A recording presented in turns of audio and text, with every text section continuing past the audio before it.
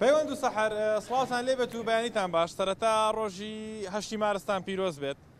اینجا ئەمڕۆ ڕۆژی ئێوەیە و چالاکیەکانیشان زۆرە ئیتر لە بەیانی زۆر دەستان کردو بە چالاکی عین بڵێن بەکۆی گشتی ژنان باسەکەی ژنانی شاری سلێمانی چالاکوانانی شاری سلێمانی هەتا ئێوارە چالاکیەکان بە گشتی فراوانن.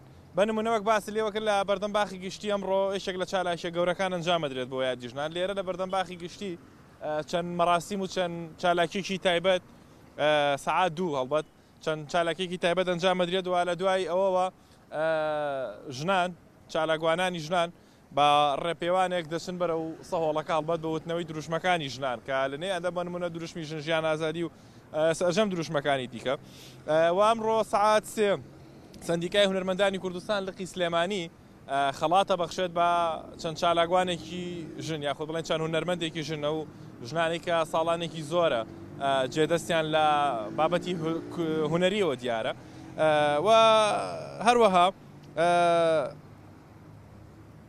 یەکێک لە ڕێکخراوەکانی دیکە چەند ڕۆژنامەنووسێکی ژنی کۆ کردوەوە هەڵبەت بە ئەنجامدانی چەند پێوەرێک یاخود بە لێکۆڵینەوە بۆ بابەتانە ئەمڕۆ خەڵاتی چەند ژنە ڕۆژنامەنووسێک دەکات کە ساڵانێکی زۆرە لە بواری ڕۆژنامەنووسیە جێدەستیان دیارە.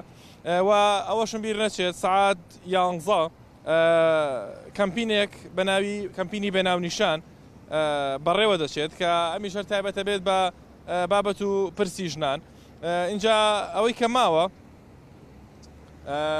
سەعات 7:30 ئێوارە کۆتا چالاکیە تا ئێستا تر نازانم لە دوایەوە چالاکی تر دروست بێ لە هۆڵی تەوار چالاکوانانی بواری ژنان و وا ژنان هۆڵەکەیان گرتو و چەند چالاکیەک ئەنجامێن و ئاهەنگێکیش ساز دەکەن. اینجا تر پەیوەند و سەحەرەوە توانن هەر بۆ خۆتان بەم جلە کوردیانەوە 7:30 ئێوارە بچن بۆ خۆتان تێر هەڵپەڕن بە بۆنەی ڕۆژی جیهانی ژنانەوە.